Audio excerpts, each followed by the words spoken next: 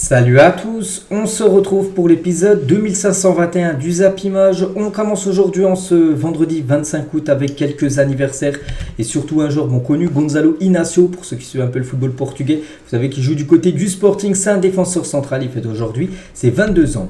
On continue, on va parler maintenant de ce qui s'est passé hier soir, jeudi, dans les matchs de Coupe d'Europe, parce qu'il y avait des matchs de barrage, match aller, et une équipe française jouait, l'équipe de Lille qui jouait contre Rijeka, qui est une équipe pro, donc c'était un match de barrage pour jouer l'Europa Conference League, parce que Lille n'est pas encore officiellement qualifié en phase de poule, il faut battre cet adversaire. Donc pour ce match aller qui se jouait en France, victoire 2-1 des Lillois. À noter que Lille perdait 1-0 dans le match, ils ont su revenir et gagner le match en toute fin de match grâce à Yoro, buteur à la 89e minute de jeu, et Zegrova a été l'autre buteur côté lillois. Donc petite option pour Lille, parce que jeudi prochain, cette fois-ci, il faudra se déplacer du côté de la Croatie pour le match retour. Mais voilà, on voulait mieux s'imposer que faire nul ou perdre, bien évidemment, hier du côté du stade Pierre-Mauroy. Donc les stats de la partie, donc 73% de possession de balle pour Lille qui a dominé, plus de 13 tirs, 7 tirs cadrés, 2 buts. Il y a quand même pas mal d'arrêts quand même du gardien de cette équipe de Rijeka. Donc grâce à un but de Yoro, j'ai dit à la 89e minute, Lille s'impose et surtout prend une petite option, parce que 2-1, bon, ça se remonte très très vite, on le sait, une victoire 2-1 lors d'un match Ligue des Champions, match élimination directe. Mais bon, voilà, on espère que Lille, jeudi prochain, fasse le taf et se qualifie bien sûr pour jouer cette Europa Conference League. Et concernant le deuxième buteur côté lillois, le but victorieux, on peut dire, le jeune Lenny Yoro. Donc la belle histoire du soir au LOSC, où le jeune Lenny Yoro, il est né en 2005, on va dire qu'il est très jeune, offre le but de la victoire à la 89e minute de jeu. Félicitations à lui. À noter aussi, donc il n'a pas été buteur, mais la grosse rentrée en jeu de Youssouf Yazisi. Donc il a joué les 11 dernières minutes de la partie, il a été très très bon, le joueur turc. Et Olivier Létang, donc le président de Lille, après la victoire hier, il a dit on n'a pas aimé les attitudes. Si on arrive sur le terrain tranquille, on ne peut pas passer. Est-ce un problème d'état d'esprit? On va en parler avec les garçons. Donc le président de Lille est plutôt content quand même par rapport à la victoire, mais il n'a pas aimé les attitudes de quelques joueurs qui ne sont pas donnés à fond hier lors de cette rencontre de Coupe d'Europe. Et Lille, avec cette nouvelle victoire à domicile, c'est vrai qu'ils sont performants à domicile. Donc le LOSC est désormais sur une victoire de 7 victoires consécutives, toutes compétitions confondues à domicile. Ça va plutôt bien dans leur stade où ils sont restés comme sur 7 victoires d'affilée. Et leur dernière défaite, donc les 5 équipes ayant la meilleure série actuelle d'invincibilité à domicile, c'est bien Lille, 18 matchs. Bon, ils restent sur 7 victoires d'affilée, mais 18 matchs sans perdre. Donc voilà, très costaud l'équipe de Lille à domicile. On peut voir les autres équipes du championnat français avec les plus longues séries d'invincibilité à domicile.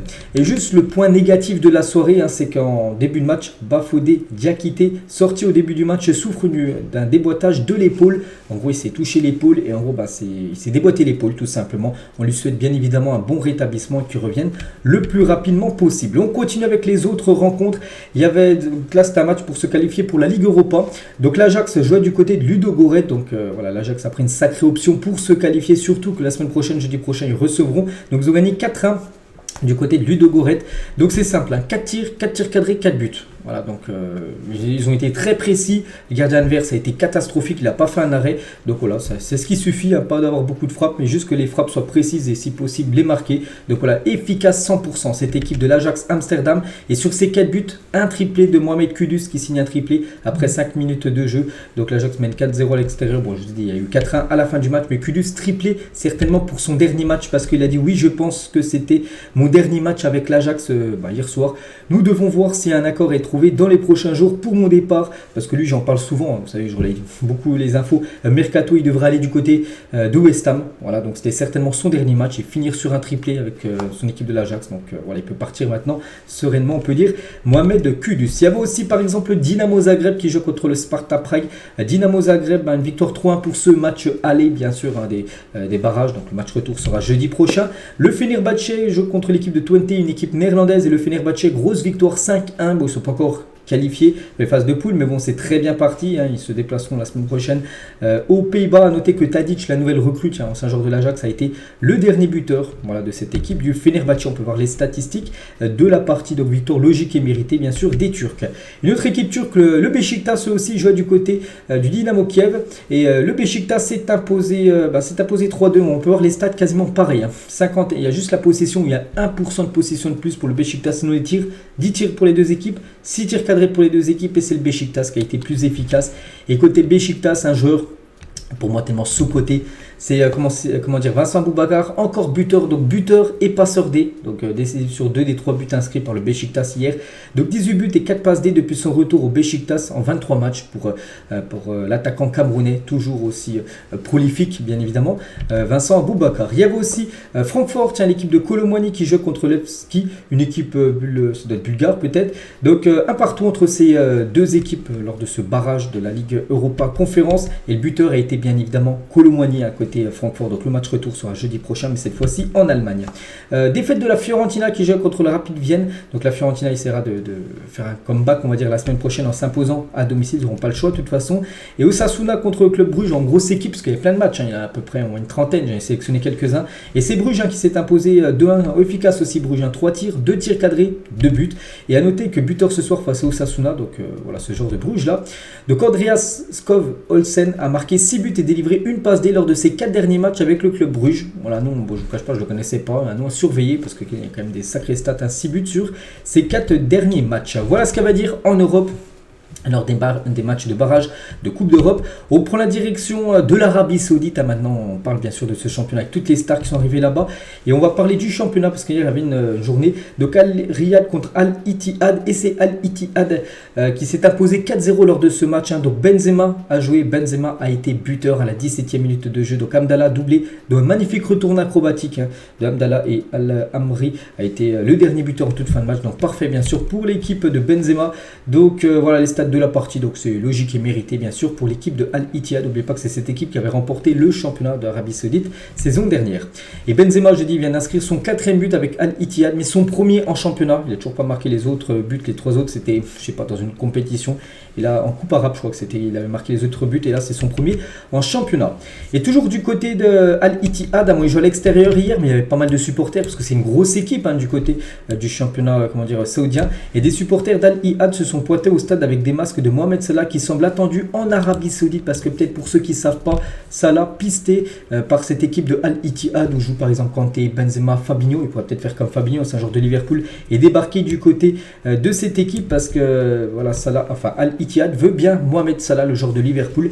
Il est encore trop tôt pour dire si le transfert de l'Égyptien se fera ou non, mais voilà, il y a des rumeurs, et maintenant qu'on voit toutes les stars qui sont parties là-bas, donc pourquoi pas Mohamed Salah bien sûr, du côté de l'Arabie. Donc, ils veulent lui proposer d'être le joueur le mieux payé de la Saudi Pro League, et même plus gros salaire que Cristiano Ronaldo. Donc actuellement, le plus gros salaire du côté de la Ligue saoudienne, même le plus gros salaire d'un footballeur, même le plus gros salaire tout sport confondu, il pourrait devenir le sportif le mieux payé au monde, tout simplement Salah. Donc Al Ittihad est convaincu qu'en plus du salaire exceptionnel qu'il recevrait, jouer dans un pays musulman est quelque chose qui attire Mohamed Salah. Donc voilà ce qu'il y a à dire sur le joueur. Et malgré les rumeurs, bon ça c'est un journaliste anglais, Al Ittihad à Liverpool ne compte pas vendre Salah parce que Liverpool pourra récupérer 100 millions d'euros, mais le problème c'est que Liverpool, s'il perd Salah, il faut absolument trouver son remplaçant. Ils ont déjà perdu pas mal de joueurs cadres. Pour l'instant, Liverpool ne veut pas le lâcher. Après, n'oubliez pas qu'il reste encore 6 jours de mercato, donc tout peut arriver. On verra ce sera quoi la suite de ce dossier.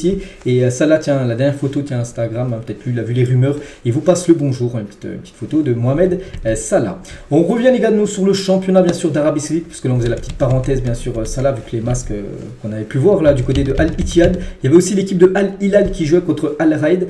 Donc l'équipe de Al Hilal, c'est l'équipe de Neymar par exemple, donc Neymar n'a pas joué parce qu'il est blessé. Mitrovic a joué, et Mitrovic a été buteur, nouvelle recrue. Milinkovic a joué, il a pris un carton rouge, l'ancien joueur de la Lazio. De grosse victoire 4-0 bien évidemment de l'équipe de Al Hilal. On peut voir les stats de la partie, donc ça a été un match à sens unique bien sûr pour l'équipe visiteuse. Et concernant Mitrovic, buteur, le premier but pour lui, son premier match. Souvenez-vous de la saison 2021-2022, donc il y a 2 ans, de Aleksandar Mitrovic, qui avait planté 43 buts avec Fulham en Championship. C'est le record absolu lors d'une saison de Championship d'avoir marqué autant, 43 buts. Donc n'oubliez pas le duo Neymar-Mitrovic, peut-il tout casser en Saudi Pro League? Peut-être. N'oubliez pas qu'on peut rajouter aussi Malcolm en attaque, qui a été transféré du côté de Al Hilal. Il y a aussi l'équipe de Al Ali qui joue contre Al Kadoud, et Al Ali s'est imposé 1-0 grâce à un ancien joueur du Barça, Franck Kessié. Voilà les recrues, son buteur on peut dire. dans n'importe quel gros club d'Arabie Saoudite. Il a été buteur à la 90e plus 7 minutes de temps additionnel. Donc voilà, c'était fini, il restait peut-être 20 secondes à jouer. Et il a été buteur en toute fin de match, Franck Kessié. Donc parfait bien sûr pour lui. C'est son premier but du côté de l'équipe de Al Ahly. Grâce à ce but, il permet à son équipe de s'imposer. Bon, pas beaucoup de tirs cadrés, seulement un tir cadré pour Al Ahly. Et ça a été la frappe de Franck Kessié. Selon les autres résultats, c'est des équipes un peu moins connues parce qu'elles ont un peu moins recruté. On parle surtout des clubs qui ont beaucoup recruté du côté de l'Arabie Saoudite. Donc le classement actuel, donc Al-Ittihad et Al Ahly, donc les deux équipes 9 points sur 9 parce qu'ils ont gagné leurs 3 premiers matchs. Concernant l'équipe de Ronaldo, Cristiano Ronaldo 16e, l'équipe de CR7 Al Nasser, parce que c'est 2 matchs, 2 défaites. Donc il joue aujourd'hui l'équipe de Ronaldo, ça sera contre l'équipe de Al Fateh à 20h. On parlera bien sûr du résultat demain. On va voir selon les autres rencontres au programme aujourd'hui. Du côté de la Ligue saoudienne, on parlera de tout ça demain. On revient en Europe, on peut voir aussi le programme du jour parce qu'il y a des belles affiches. Ce soir en Bundesliga, Leipzig-Stuttgart, en Première Ligue, Chelsea contre l'équipe de Luton Town. Du côté de la Liga, Las Palmas, Real Sociedad et Celta Vigo, Real Madrid. Le Real Madrid joue ce soir à 21h30. Et en Liga, il y aura Nantes contre l'équipe de Monaco à 21h. Donc voilà, toutes ces rencontres-là, on en parlera bien évidemment dans l'épisode de demain. On continue, on va parler Mercato parce que là, c'est les derniers jours du Mercato. Il se passe de plus en plus de choses. Et accord trouvé entre Arsenal et l'AS Monaco pour Folarin Balogun, coût du transfert 45 millions d'euros. Et Arsenal a accepté cette offre de Monaco. Donc ça devrait être un contrat de 5 ans jusqu'au 30 juin 2028. Et il devrait débarquer du côté de Monaco et revenir en Ligue 1 parce que Georges Reims la saison dernière, il retourne à Arsenal. Arsenal ne souhaite pas le conserver. Donc très bonne recrue. Bon, c'est pas encore officiel, mais on est très bien parti pour que Balogun signe du côté de Monaco. Il y a un bon mercato avec un collectif déjà bien huilé. Donc Zakaria, Salisu, Singo, Kon, un nouveau gardien. Et peut-être Balogun, 45 millions d'euros. En gros, Balogun, c'est pour remplacer Mbolo. Mbolo est rupture ligament croisé. Il est blessé pendant 8 mois. C'est pour ça qu'il leur fallait un attaquant. C'était pas prévu de reprendre un attaquant. Et du coup, c'est pour ça que Balogun va débarquer du côté de l'AS Monaco. N'oubliez pas que Monaco est actuellement leader de la Ligue 1. Ils ne jouent pas la Coupe d'Europe cette saison. Ils peuvent se concentrer seulement sur le championnat. En plus, avec des bonnes recrues comme ça, ils peuvent vraiment jouer les troubles faits sur le podium ou même pourquoi pas gêner le PSG pour remporter la Ligue 1, on verra. Toujours à la recherche d'un numéro 6, Lyon a formulé une offre de 12 millions d'euros, bonus compris au Betis Séville pour le milieu argentin Guido Rodriguez. Voilà, ce joueur est pisté par l'équipe de l'Olympique lyonnais. Officiel, Dodi Lukebakio quitte le Hertha Berlin et s'engage avec le FC Séville. Lui, je crois que c'est un attaquant, si je ne me trompe pas, ce genre belge. Et j'ai vu le prix de transfert, 8 millions d'euros pour Séville au Hertha Berlin pour s'offrir l'attaquant belge. Officiel, Mahmoud Bentaï, donc un joueur du Raja Casablanca, donc au Maroc, signe à l'AS Saint-Etienne. Il évoluera en Ligue 2. On lui souhaite une bonne chance. Et we go les gars pour Azmoum qui va être prêté en option d'achat du côté de l'AS Roma, 12 millions d'euros. Voilà, donc c'est Fabrizio Romano qui le confirme. On peut même le voir du côté de l'aéroport, du côté de Rome, où Azmoum est arrivé. Donc voilà, ça devrait être officiel dans la journée si tout est ok. Sa visite médicale, l'officialisation devrait intervenir juste après. Concernant Kolo Muani, buteur, hier on a parlé tout à l'heure, mais concernant son transfert, donc le PSG c'est peut-être son dernier match hier, ou peut-être encore ce week-end match de Bundesliga, parce qu'on annonce beaucoup du côté de Paris. Le PSG et Francfort sont optimistes pour conclure un accord pour le transfert de Kolo Muani. En quête d'un remplaçant, Francfort pourrait jeter son intérêt sur Hugo Ekitike et l'inclure dans le deal pour faire, pour en gros avoir un attaquant. Bien sûr, ce serait Hugo Ekitike plus de l'argent contre Kolo Muani. Ça peut être ça le deal, on verra. Donc voilà, le PSG toujours bien sûr fortement intéressé. Regardez, c'est Fabrizio Romano qui dit que le PSG veut tout simplement Kolo Muani. Concernant Hugo Ekitike, donc il a l'option Francfort, il a l'option Lyon, bien sûr, l'Olympique Lyonnais le cible également. Et du côté de la Première Ligue aussi, il a des pistes, il a même une piste du côté de l'AC Milan. Donc il a pas mal d'options quand même. Hugo Ekitike, une chose qui est quasiment sûre, c'est qu'avant jeudi prochain minuit, à la fin du mercato, il sera transféré et quittera le PSG. Officiel, Karl Toko Ekambi quitte Lyon et s'engage en Arabie Saoudite à l'Aba FC Club. Voilà, donc on a pas beaucoup parlé là ces derniers jours, ça y est, c'est fait, c'est signé. Montant du transfert inférieur à 2 millions d'euros, je crois que c'est 1,7 million d'euros exactement ce que récupère l'équipe de Lyon en vendant Karl Toko Ekambi. Officiel, lui aussi on a beaucoup parlé, ça y est, c'est fait, on n'en parlera plus vu que c'est signé. Jérémy Doku quitte le Stade Rennais et rejoint Manchester City jusqu'en 2028. Le club breton va récupérer, donc là c'est marqué 60, c'est bien 65 millions d'euros. Donc gros coup, il avait acheté 26 millions d'euros il y a à peu près 2-3 ans, ils le revendent 65, donc quasiment plus du double. Donc un crack quitte notre bonne vieille Ligue 1, donc les défenses de Première Ligue ne sont pas prêtes, parce que c'est un très bon joueur, on le sait, comment dire, désolé. Un très bon joueur, on le sait, Jérémy Doku et il devrait, enfin c'est pas il devrait, il va parce que c'est bien officiel, il signe du côté de Manchester City. Donc il récupère le numéro 11 du côté de City qui était libre.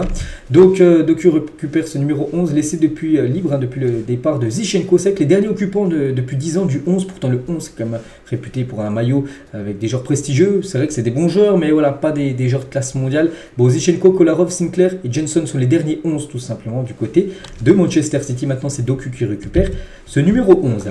Et les plus grosses ventes en France, donc Doku à la 8e position, donc un joueur de Rennes, voilà, dans le top 10 des joueurs qui ont été vendus le plus cher par des clubs français. Doku avec Rennes à 65 millions d'euros, donc ce classement toujours dominé par l'équipe de Monaco qui avait vendu Mbappé au PSG. Il l'avait vendu à 180 millions d'euros. Et du côté de Rennes, c'est bien évidemment la recrue vendue le plus cher de l'histoire. Avec 65 millions d'euros, donc qui devance largement de 30 millions de plus à Agüero et Dembélé qui avait été vendu 35 millions d'euros, eux, à l'époque.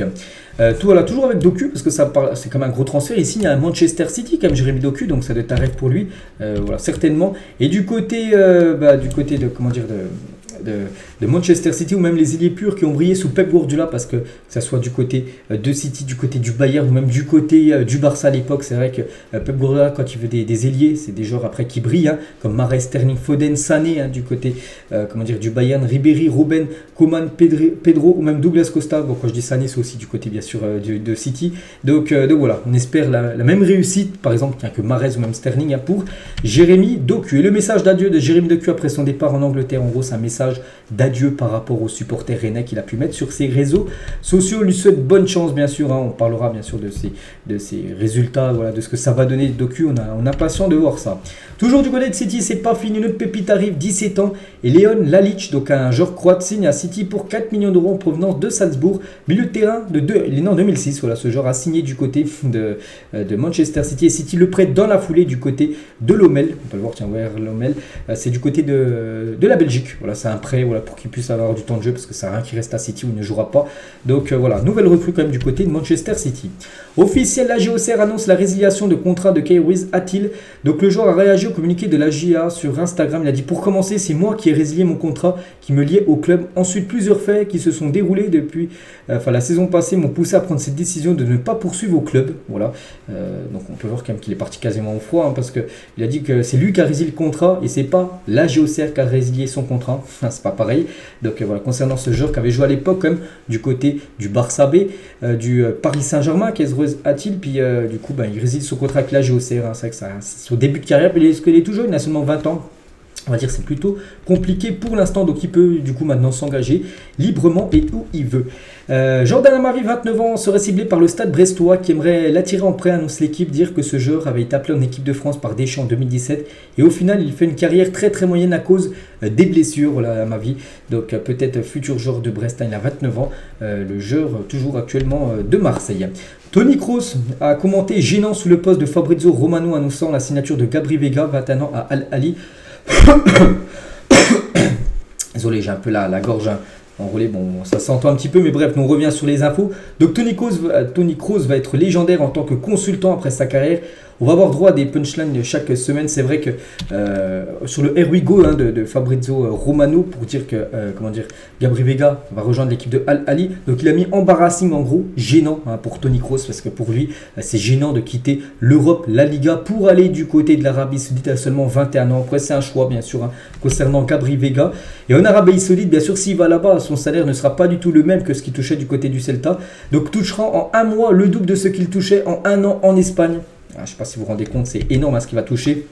Donc Gabri Veiga, voilà, pour parler de chiffres, touchait 500 000 euros par an au Celta Vigo, ce qui est pas mal. Bon, il était en tout début, c'était un contrat jeune encore qu'il avait. Donc 500 000 euros par an. Donc s'il aurait été du côté de Naples, Naples lui proposait 2,2 millions d'euros par an. Il a failli rejoindre Naples. Et Al Ahly lui proposait 12,5 millions d'euros par an. Donc voilà, bien sûr, les sommes sont folles, c'est 20 fois plus, 20 fois plus que ce qu'il touchait du côté de l'équipe du Celta Vigo. Donc bien sûr ça l'a fait réfléchir à son jeune âge et il a pris l'équipe Al Ahly. Après je sais qu'il y en a plein qui disent il a pris ça pour l'argent. Après si vous auriez été dans son cas, on ne sait pas ce qu'on aurait fait. Donc voilà, après bien sûr on ne le juge pas. On lui souhaite bonne chance. Donc voilà, donc il va toucher quand même plus de 40 millions d'euros sur 3 ans du côté de l'équipe de Al Ahly. Et Rafa Benitez, le coach de cette équipe du Celta, le Celta joue ce soir contre l'équipe du Real Madrid à 21h30. Et en conférence de presse hier, il y a un journaliste qui a posé une question par rapport au départ de Gabri Veiga. Il a dit c'est une situation et un contrat qui changera sa vie et celle de sa famille. Même pour sa famille, c'est une opportunité, on ne peut pas l'oublier. Compte tenu de son âge, il pourra revenir jouer dans des championnats plus compétitifs, ça veut dire revenir en Europe dans quelques saisons. Mais qui sait, peut-être que le championnat saoudien deviendra compétitif un jour. Donc voilà ce qu'il a dit. Vu qu'il est tout jeune, il a seulement 21 ans, il peut revenir par exemple à 25 ans en Europe et jouer, j'en sais rien, revenir en Liga, en Première Ligue, peu importe. Donc voilà, sur le choix de Gabri Veiga qui était pisté par le PSG quand même, lors de ce mercato. Angel Di Maria, lui, par rapport à l'Arabie Saoudite, il a dit l'Arabie Saoudite m'a aussi appelé, j'ai reçu beaucoup d'appels de clubs saoudiens pour signer. N'oubliez pas qu'il était en fin de contrat du côté de la Juve, du coup il a rejoint le Benfica, mais il a dit les montants qu'il propose sont incroyables, mais j'ai choisi avec mon cœur, je voulais venir à Benfica et il est revenu du côté de son ancien club. Officiel, David Washington, 18 ans, un joueur de Santos, signe à Chelsea. Il s'agit d'un numéro 9 qui a inscrit 6 buts la saison dernière. Donc jeune joueur, je pense que personne ne connaît vu qu'il est du côté de Santos. Donc il débarque du côté de Chelsea. C'est que Chelsea a recruté des très jeunes joueurs. Donc André Santos, 19 ans, Angelo Gabriel, 18 ans et David Washington, 18 ans. Voilà, 3 jeunes pépites brésiliennes qui débarquent du côté de Chelsea. Et concernant celui comme milieu, Angelo Gabriel, il a signé du côté de Strasbourg, je crois, que Chelsea l'a prêté à Strasbourg, leur club satellite. Officiel, Aymeric Laporte signe du côté de Al Nasser. Montant du transfert 30 millions d'euros que récupère Manchester City. C'est plutôt bien, ils le vendent quand même très cher, Aymeric Laporte. Donc voilà, il signe dans l'équipe de Cristiano Ronaldo. C'est le nouveau numéro 27 du côté de Al Nasser, Aymeric Laporte. Et on peut voir comme le mercato impressionnant de l'équipe de Al Nasser. Donc voilà, c'est vrai qu'ils ont quand même une énorme team avec tous ces joueurs depuis l'arrivée de Ronaldo. Regardez tous ceux qu'on suivait avec Otavio Mané, Seko Fofana ou même Brozovic pour finir. Axel Witsel a reçu une offre venant d'Arabie Saoudite. Le joueur n'a pas encore pris de décision s'il veut rester à l'Atlético, s'il veut rester en Europe. Il peut quitter l'Atlético, aller dans une autre équipe européenne ou partir en Arabie Saoudite comme beaucoup de joueurs le font. Donc pour l'instant, il ne sait pas. Il reste encore 6 jours de mercato. Il se décidera très prochainement. Lui aussi devrait quitter normalement l'Atlético. Enrico Cerezo, le président de l'Atlético, l'a dit. C'est très clair. Félix ne veut plus jouer pour l'Atlético Madrid. Si d'autres équipes le veulent, c'est un autre sujet. Donc il devrait bien quitter l'Atlético. On l'annonce beaucoup du côté du Barça. Et j'ai vu que si ça ne peut pas se faire du côté du Barça, il pourrait partir en prêt du côté de Al Hilal en Arabie Saoudite. Une chose qui est quasiment sûre, c'est qu'il ne restera pas à l'Atlético Madrid parce que ça se passe très très mal.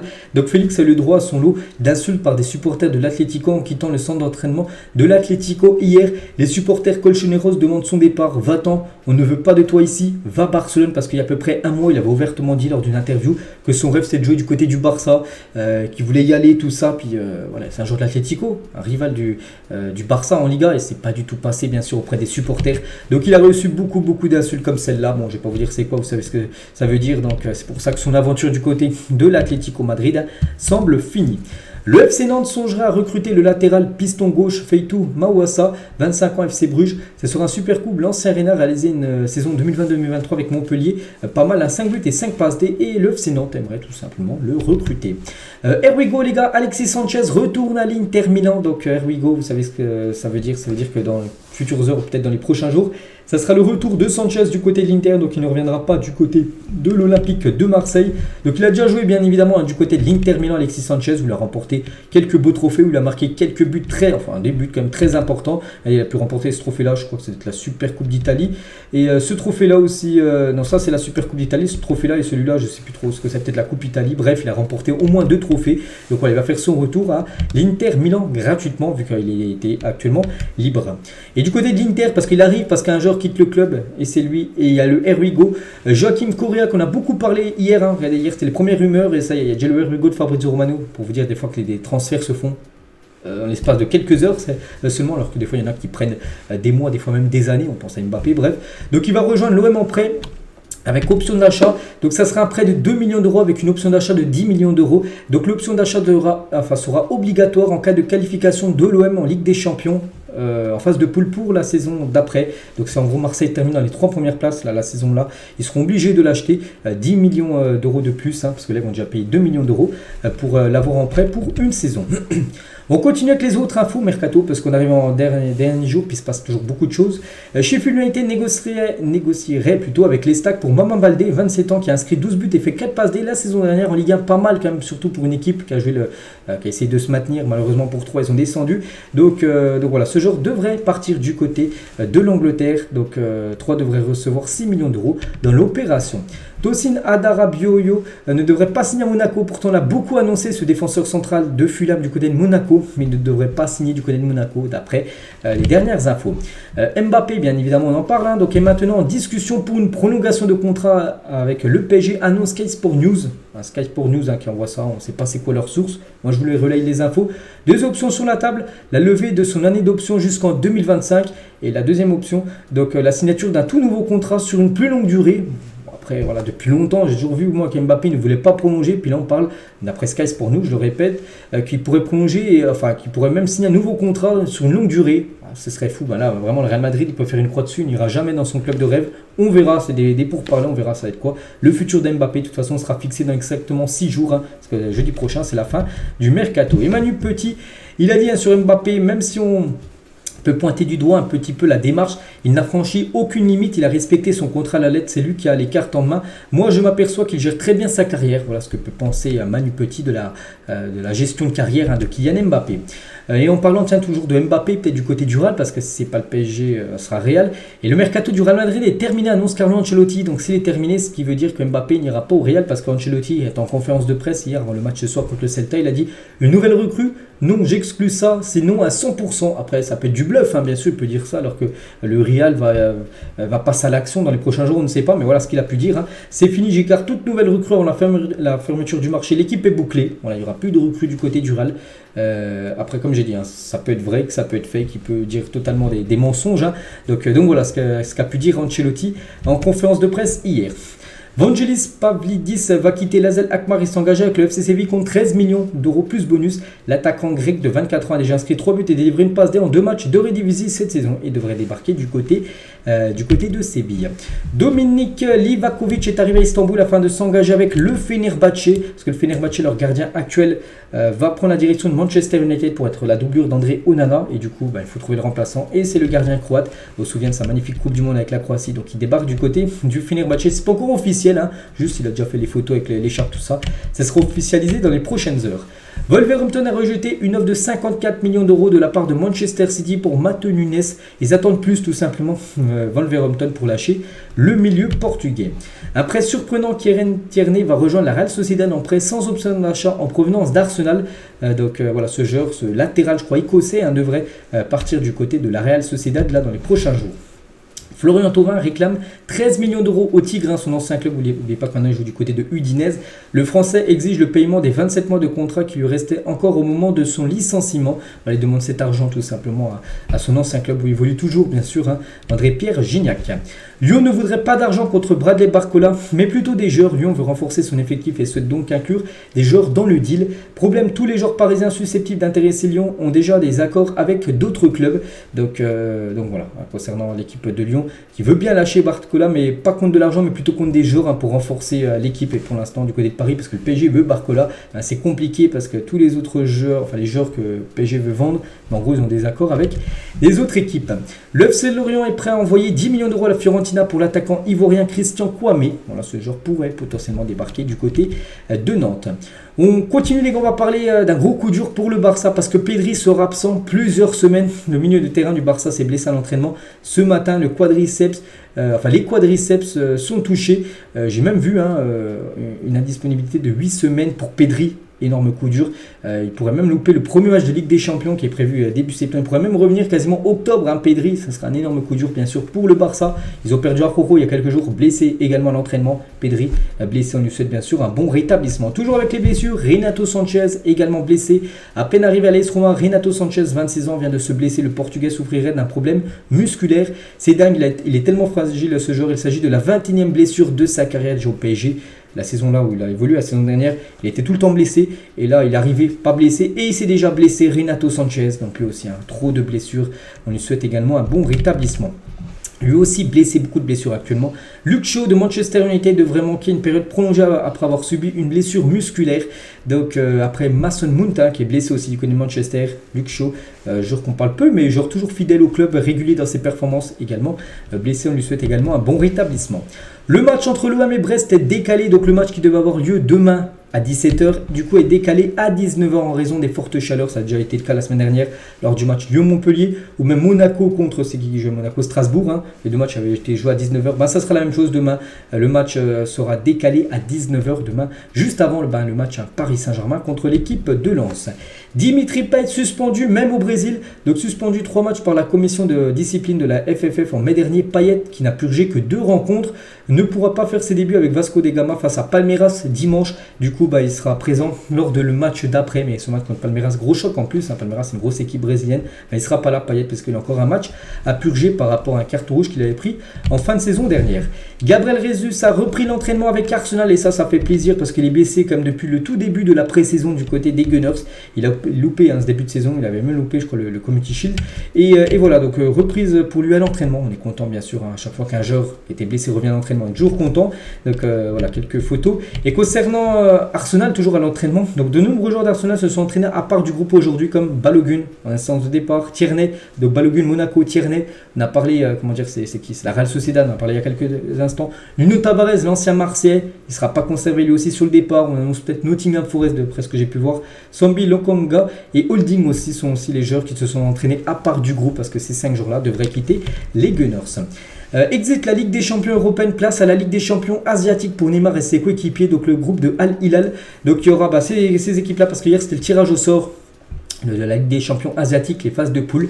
Donc voilà le groupe de Al Hilal, voilà pour jouer cette Ligue des Champions, le groupe de Al Ittihad pour les phases de poule de la Ligue des Champions, ou même le groupe de Cristiano Ronaldo Al Nasser, un gros groupe parce qu'il y a par exemple le champion du Qatar Abdoulaye, c'est le champion du Qatar, et il y a aussi le champion d'Inde les gars, dans ce groupe. Bon, après voilà, c'est bien sûr des équipes que peu de personnes ou pratiquement personne connaît.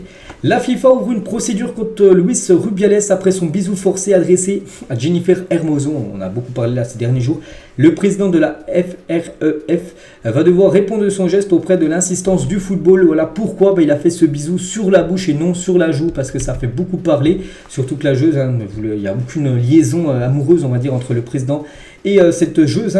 Donc Luis Rubiales contre le monde, donc la planète football réclame la démission du président de la fédération espagnole en Espagne, en Angleterre, au Mexique, en Inde. Voilà, ça parle partout dans le monde et en gros tout le monde le pousse, lui mettre la pression pour qu'il démissionne et il devrait bien démissionner parce que Rubiales présentera sa démission demain, donc c'était une info d'hier. Donc normalement aujourd'hui il devrait présenter sa démission de la Fédération espagnole de football, tout simplement Rubiales, voilà, qui devrait laisser son poste par rapport à ce qu'il a fait tout simplement. Et Carlo Ancelotti a charge Luis Rubiales en conférence de presse. Ancelotti, je dis, il est en conférence de presse avant le match de ce soir. C'est un journaliste qui a posé une question par rapport à ça. Il a dit c'est un sujet très délicat. Oui, en tant que citoyen et comme la majorité des gens, ce comportement ne m'a pas plu. Évidemment, ce n'était pas le comportement d'un président de la fédération espagnole et à cause de ça, il va se faire licencier. C'est un peu comme Noël Le Graët. Souvenez-vous quand il avait critiqué Zidane, tout ça. On sait que c'était allé très vite. Il avait dû démissionner, tout ça c'était fini. Lui, c'est à peu près la même chose en Espagne avec ce qu'il a fait. Il ne fallait pas faire ça et du coup il devrait annoncer sa démission dans la journée. Et Carlo Ancelotti, vu que dans la conférence de presse on peut voir nouveau look pour Ancelotti qui a semble-t-il foncé ses cheveux. Les photos sont espacées de ses jours. À gauche la photo d'il y a quelques jours, la dernière conférence de presse contre Almeria, et hier les cheveux un peu plus foncés, donc ça a été hier. Donc voilà, nouvelle coloration de cheveux pour Ancelotti qui devrait prendre, n'oubliez pas, le Brésil en juin, plutôt juillet, 1er juillet 2024. Lamine Yamal choisit de jouer pour l'Espagne. Donc le joueur a donné son feu vert à la fédération et sera appelé en septembre prochain par Luis de la Fuente, le sélectionneur espagnol, pour les 2 prochains matchs de l'Espagne. À seulement 16 ans et 43 jours à peu près, il est né quand même le 13 juillet 2007. C'est très jeune, je suis sûr là il y en a plein qui regardent la vidéo et qui sont déjà plus vieux que lui. Lui va être appelé avec l'Espagne, donc il avait le choix entre l'Espagne et le Maroc, et d'après ce qu'il se dit, il va bien jouer avec la sélection espagnole. Il sera bien appelé pour les 2 prochains matchs là dans quelques jours. Et on finit les gars cet épisode et on revient sur Kevin Endoram. Tiens, la semaine dernière, c'était vendredi dernier lors du match Metz-Marseille, il avait poussé un coup de gueule à la mi-temps. Il avait dit oui on joue comme des tapettes, c'est ses propos, moi je relaye. Puis en gros il pourrait être suspendu de plus de 10 matchs. On va revenir sur ça. Donc Doram a été convoqué pour le mercredi mercredi 30 août, donc là dans 5 jours, par la commission de discipline de la LFP suite à ses propos durant la mi-temps face à l'Olympique de Marseille. Le joueur messin pourrait risquer jusqu'à 10 matchs de suspension en cas de comportement discriminatoire, comme ce que je vous ai dit.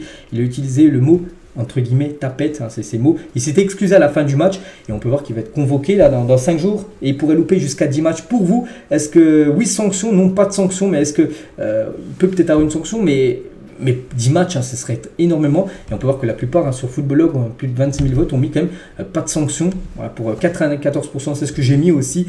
Voilà, je trouve quand même que ce serait quand même abusé de prendre autant de matchs. Bon, c'est maximum 10 matchs, mais même 5 matchs, tout ça, je pense que ce serait énormément. Beaucoup de matchs, voilà. Et surtout qu'il s'excusait à la fin du match. Il a vu qu'il avait fait une erreur. Il était dans l'instant T, il était peut-être à chaud, il a répondu ça rapidement. Donc voilà, concernant Kevin Endoram, donc on en saura beaucoup plus mercredi quand il sera à la commission de discipline de la LFP parce qu'il est convoqué. On finit avec ça. J'espère que ça vous a plu. On se retrouve cet après-midi à l'After Zap Image à 17h à peu près. Et demain matin, le prochain numéro, bien sûr, du Zedi. On va parler de tout ce qui s'est passé aujourd'hui parce qu'il y a pas mal de rencontres au programme. Allez, moi je vous laisse. Je vous souhaite un bon vendredi et à demain.